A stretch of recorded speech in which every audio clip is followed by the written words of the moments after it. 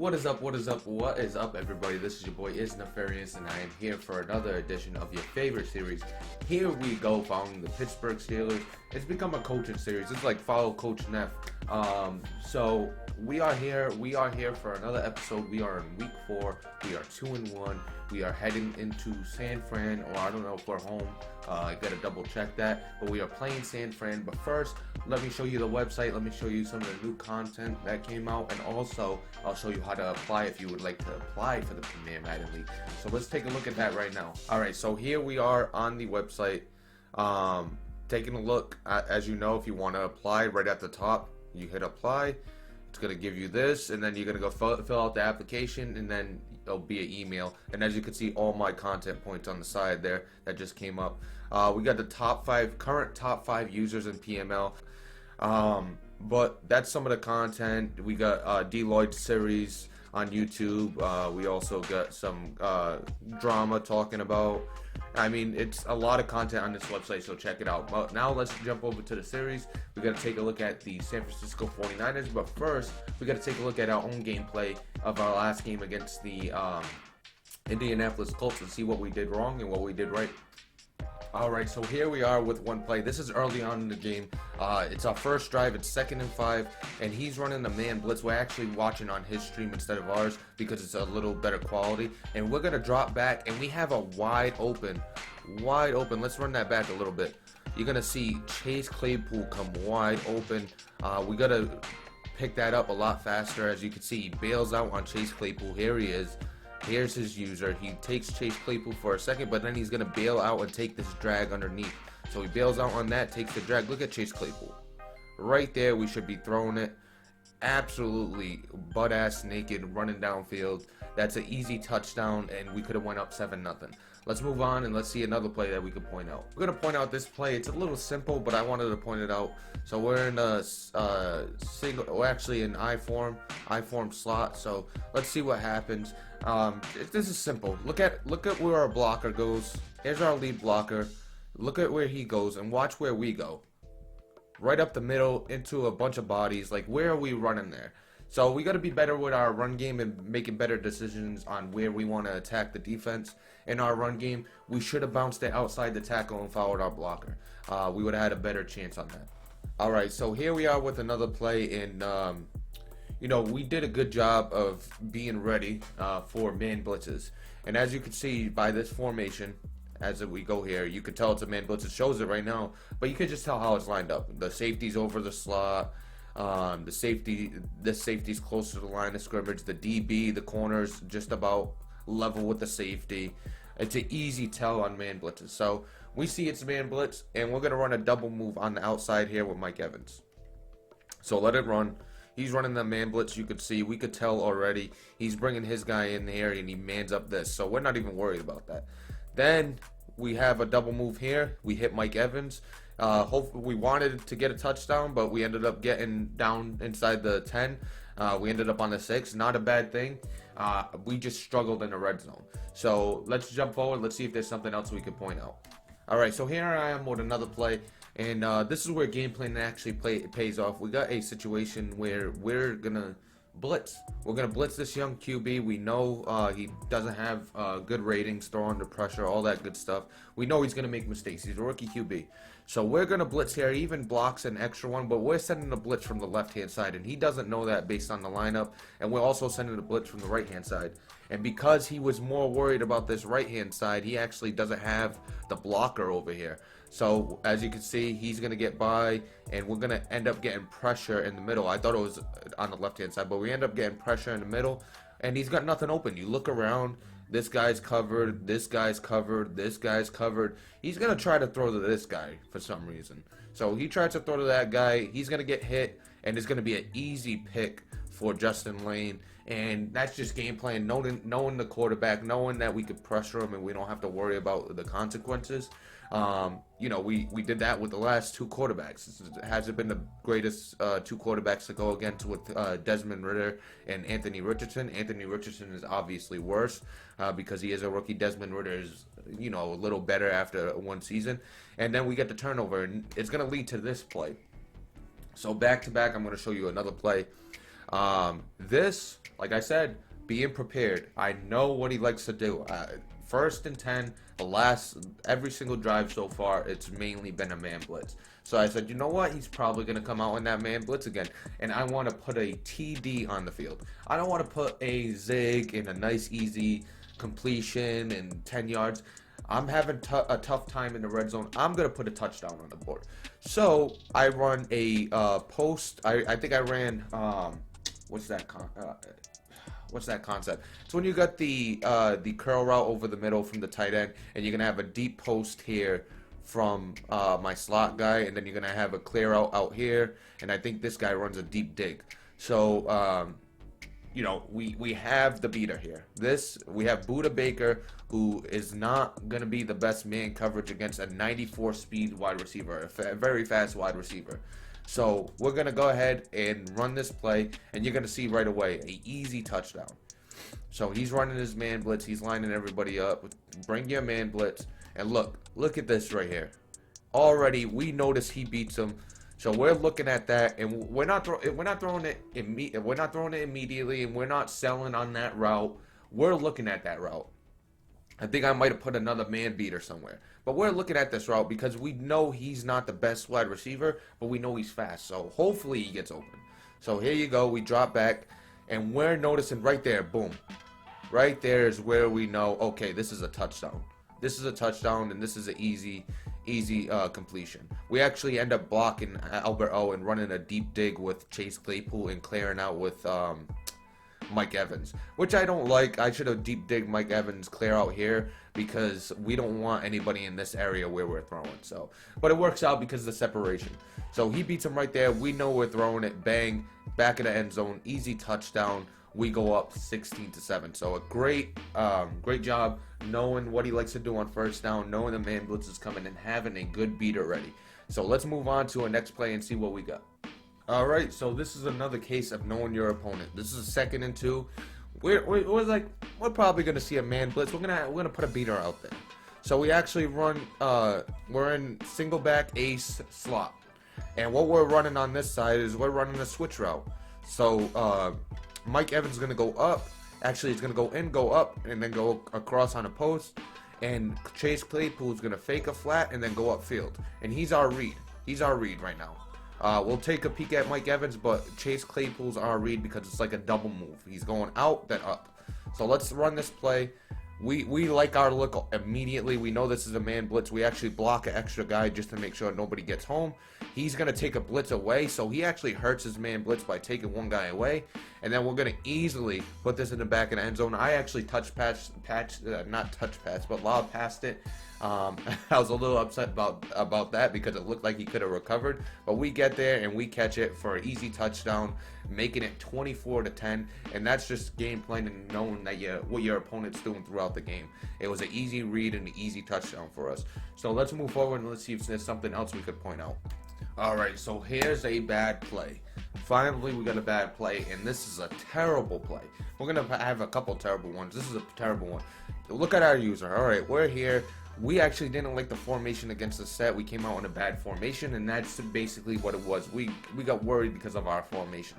So I think we were in a nickel instead of a dime, and we should have been in a dime situation. We were in, I think, nickel 3-3-5.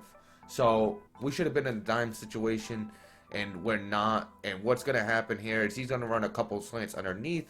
And then what happens as it goes, you're going to see, you saw the end of it. But here's our user. We actually bail out. This guy's running a streak. We see this triangle coming over. Why are we selling ourselves for this short route? But we try to sell for our short route, and then we get hit over the top. It wasn't even bad coverage. We have a guy right here, and triangles right here, and we're bailing out on that already, knowing that's coming open. And that's just a terrible, terrible decision by myself. We should have been able to just take that X and let him have that. Let him have that slant. Let him have it. But we give up this. It leads to a touchdown. Even though he kind of messes up here, it still leads to a touchdown. So it doesn't really matter. But we gave up an easy play when our defense has been playing phenomenal throughout this time. All right, so here we are with another play. We're firmly in the driver's seat. As you can see, we are on the 14. It is 24-17. We got a minute left in the third quarter. We're in the driver's seat. This is 1st and 10. there's no reason for us to run a halfback screen. He does have the numbers inside, so you don't want to run. You obviously still can run just by the setup. I think we could still get some yardage over here. This guy might get us from behind, but I still think we could beat him. So let's run this play. We see he's his safety. We could already see him moving him upfield. That should have been our time to check out. We should have checked out of this play, but we run it anyway. He reads it right away. Look at this guy. Look at him. We haven't even broke out. Why are we even looking this way? We see him bail out. We actually got this guy coming open. We got this guy coming open. So what are we doing? This would have been wide open right there. That would have been a wide open touchdown. We try to throw the screen, and guess what? 24-24. We're fast forwarding it right into the end zone. 24-24. Putting us, actually 24-23 because he missed a field goal, but giving him a chance to get back in the game. Terrible decision. Terrible decision. Now let's move forward. Let's see if there's something else we could point out. Again, know your situation. Here we are with another play. Know your situation. 23-24. We're here in the fourth quarter. We're on the 43. It is 1st and 10. It is 1st and 10. Why can't we just run it here? I guess that's on him for having great defense and stopping the run so successfully.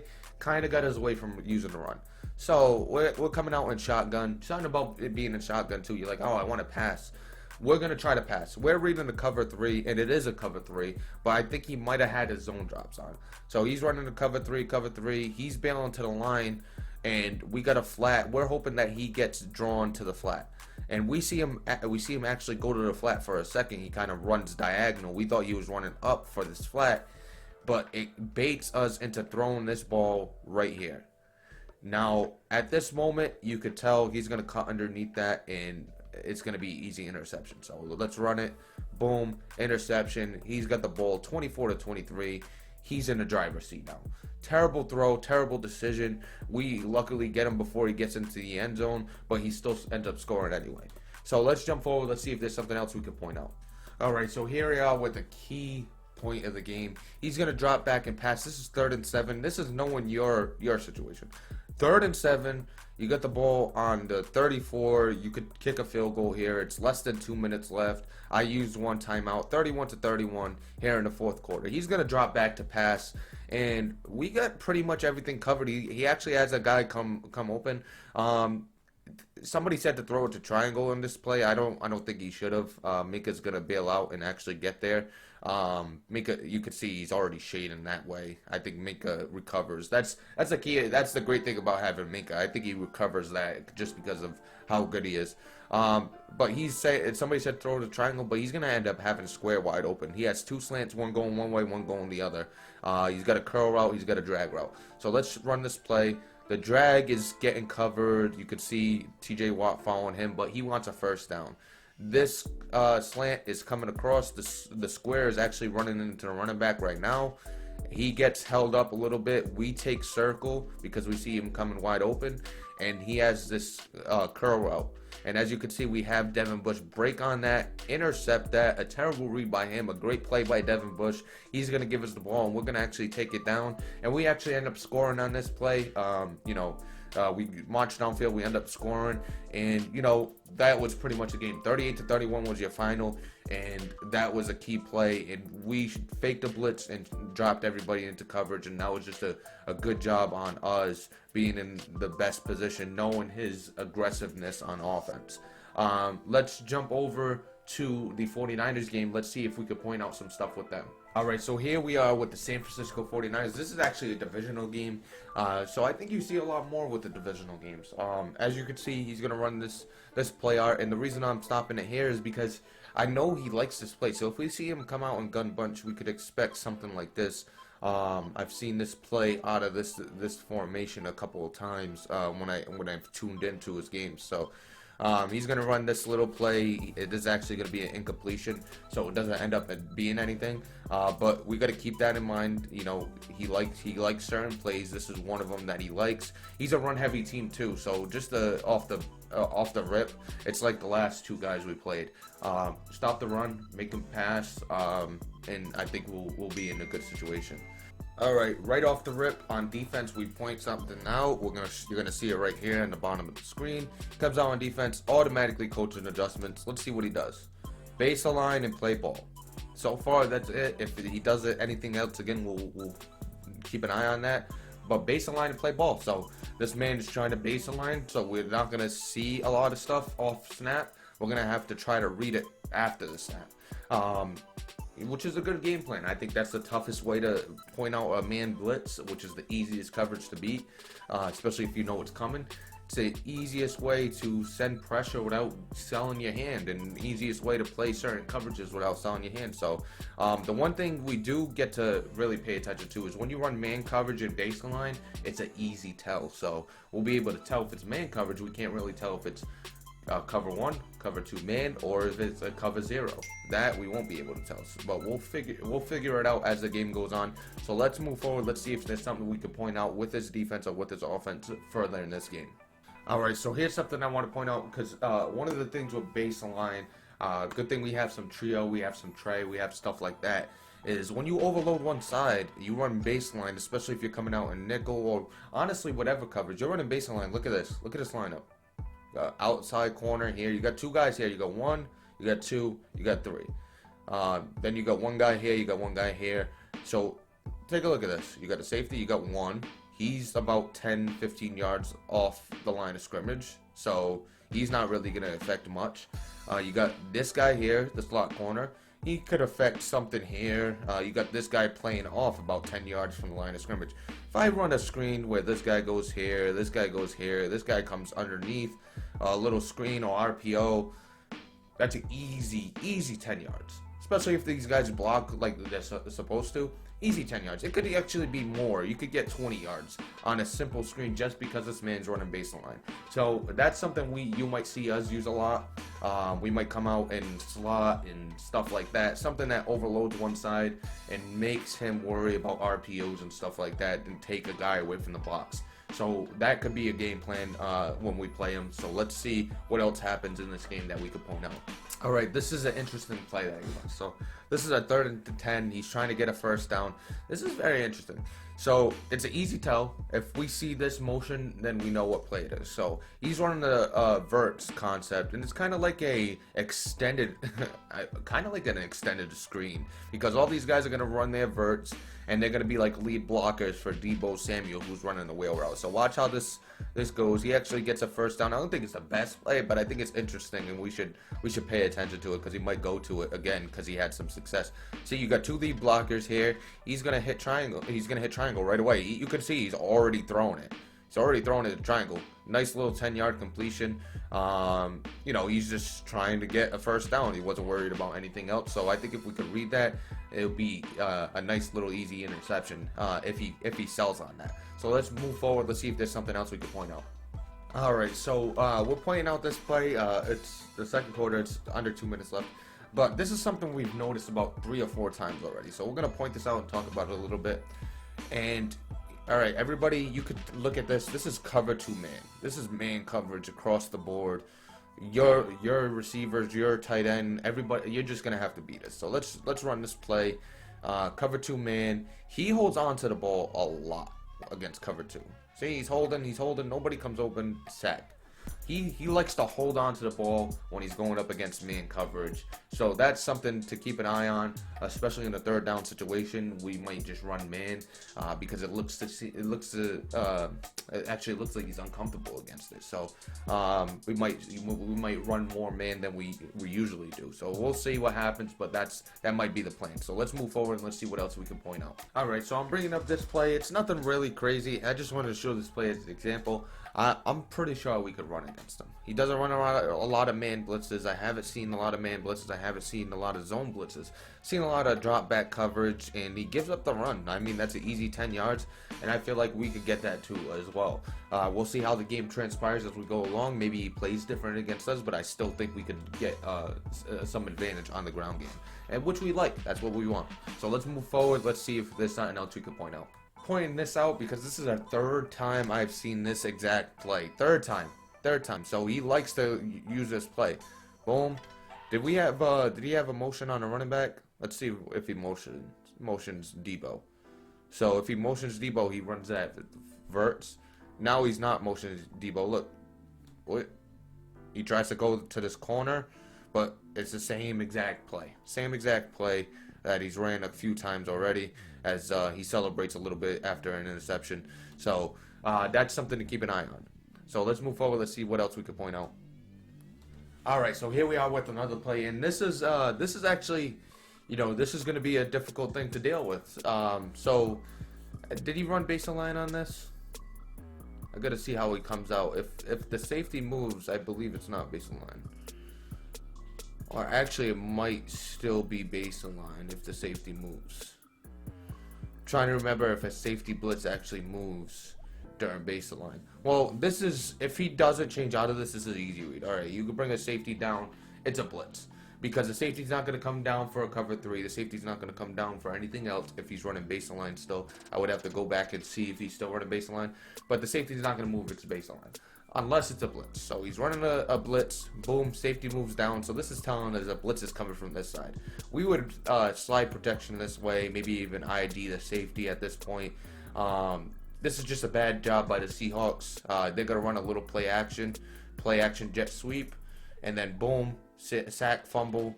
The San Francisco 49ers pick it up, and then they're back into the game. So those are the instances like we showed in our last game against the Indianapolis Colts. Don't let the other team back in the game, especially when you got the you got the game in your hands. So let's jump forward. Let's see what else we could point out. All right, so we're going to point out another play. The reason we're pointing this out is because we've seen this route by Deebo Samuel out of the backfield a couple times. So this is a 3rd and 10 key situation. Under 2 minutes to go, 21-28. He needs to score. He needs to get a first down. This is actually 2-down territory. This is not a first down or die situation. This is 2-down territory. Let's see what he does. He's going to run this angle route by Deebo out of this tight formation, and that's his read. That's his read right now.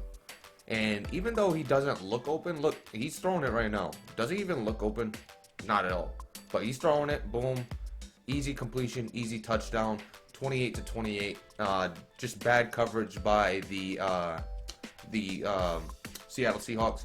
And also, I've noticed throughout this game he likes to throw over the middle with posts, in routes like that. From Deebo Samuel, those angle routes, Texas routes. So he likes to throw over the middle. He's going for 2 here, which is interesting. So he's going to try to win the game, it looks like. Does he call a timeout? I want to see what happens with this play. He's going for 2. I don't know why. He could just tie the game, and I'm pretty sure they go into overtime. Yeah, he's probably going to call a timeout. Yeah. He calls a timeout when he kicks the field goal. All right, let's see if we could point something else out from this game. So, what we took from this game is the San Francisco 49ers, basically. They're a run-first team that could occasionally pass. We got to watch for George Kittle. George Kittle could definitely hurt us. But they're a run-first team, pass second. We want to stop the run, make them uncomfortable running the ball, and then watch for their passing attack. And we've seen a few things that they do on the passing attack. I think we can handle. So, let's jump over to the game stuff, and let's take a look at what we're doing this week in game. All right, so here we are in game. Let's take a look. We already got a few messages here. We got breakout teammate. So Claypool said he was gonna have a big game. Yeah, I get it. But all right, so that was the breakout game for Chase Claypool, and we actually didn't get it. I want to go look at the box score. We have one new injury we got to take a look at. I want to go look at the box score for that game because what happened was it didn't register on Madden. So whatever the box score is, it's different from what my Madden shows. So let me go look at that. All right, so after the sim, JT Daniels threw for 323, 3 touchdowns, 2 interceptions. So a nice little game by him, 55% completion. Then we also had James Robinson, who went 18 for 71, and Kevin Bellagio at 2 for 12.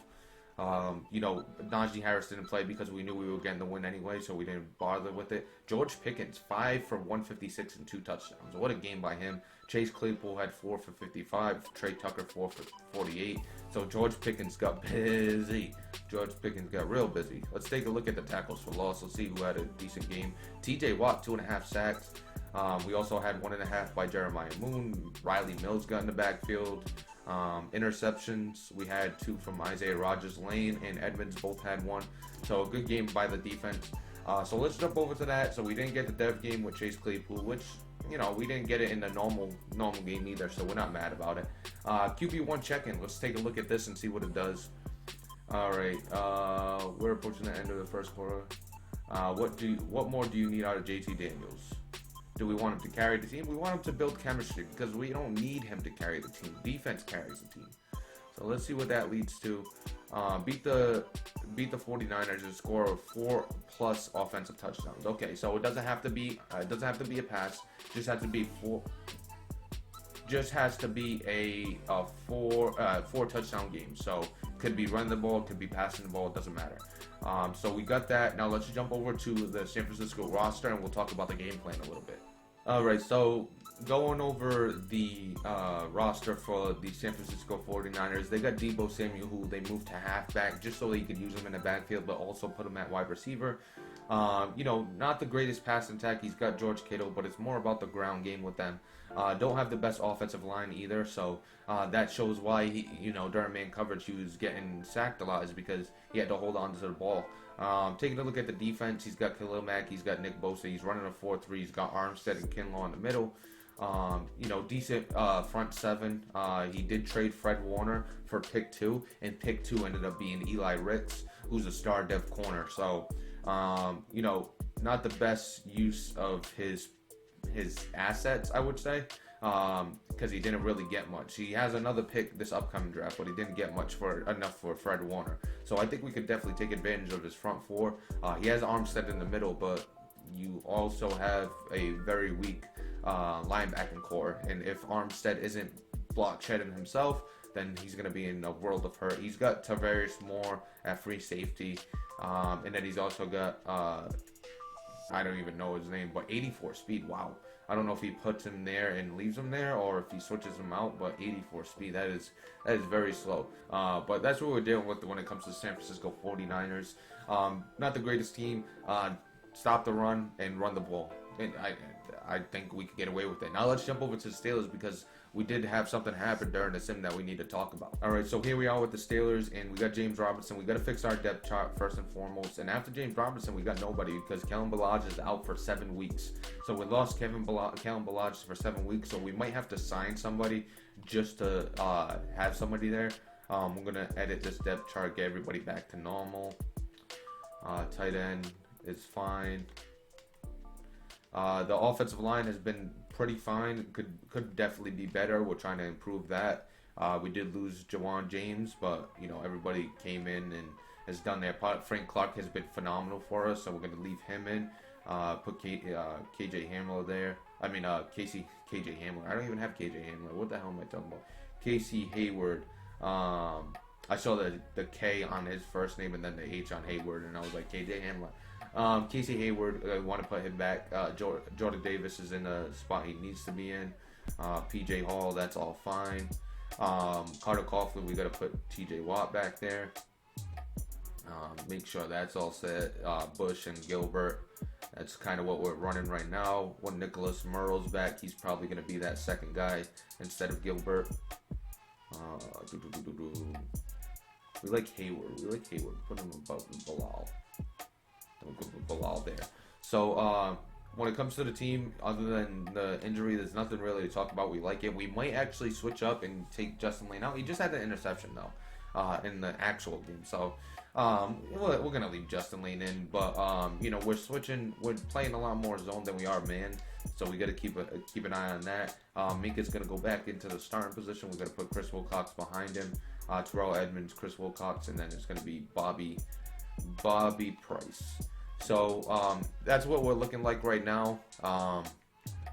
You know, we're gonna sign a new running back. We're gonna sign another running back because we want to have a third just in case. So we're gonna sign another running back. Let's go take a look at our practice squad. Let's see if we have anybody on the practice squad we can bring on. All right, so here we are with our practice squad. Just taking a look, we have Tavondre Sweat. We're building him on the practice squad. We got Buddy Johnson, Andre Mintz. We got Kevin Austin Jr.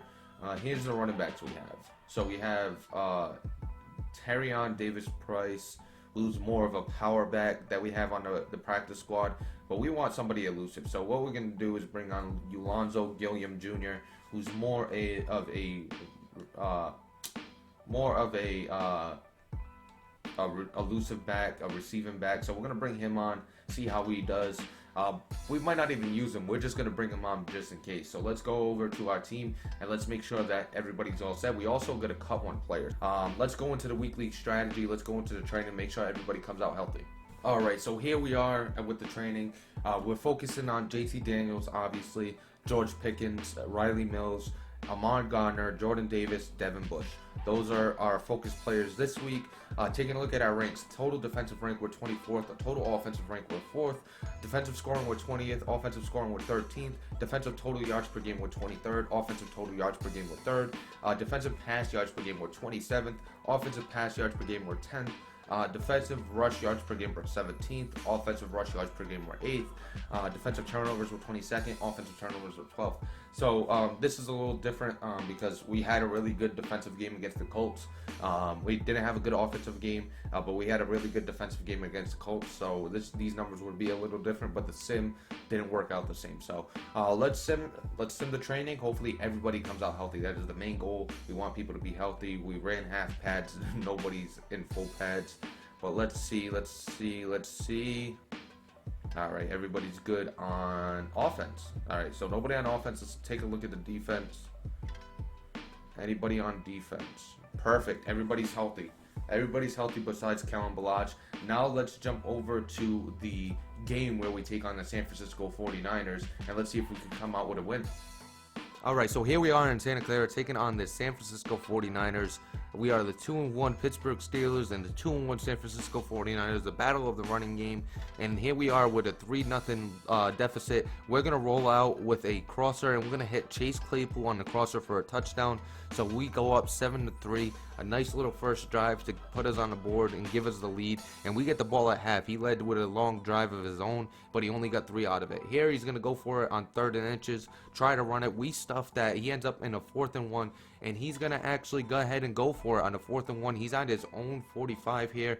He's going to hike this, but then he's going to try to make a quick throw, and Terrell Edmonds jumps in front of that for an easy interception. He's going to take that into the end zone with nobody in front of him. We're in the second quarter. It's 14-3, and we get the ball at half. We're feeling good about where we are right now, and hopefully we don't do anything to ruin it. The last few games, that's been the main thing. He's going to roll out. He's going to just toss this up, and Hunter Renfrow, of all people, jump up and get this jump ball, and then he's going to take it into the end zone as we're not able to turn around and make the tackle. So it ends up being 14-10. Here he is driving again after a 3-and-out by us. He's going to find somebody over the middle. I think that's Michael Pittman. He's going to go into the end zone. So now it's 17-14. We are down here in the second quarter with 30 seconds to go. We're going to try to go deep, and it's going to be intercepted, a terrible throw. But luckily, it's more like a punt because he's not going to do anything with 20 seconds left in the first half.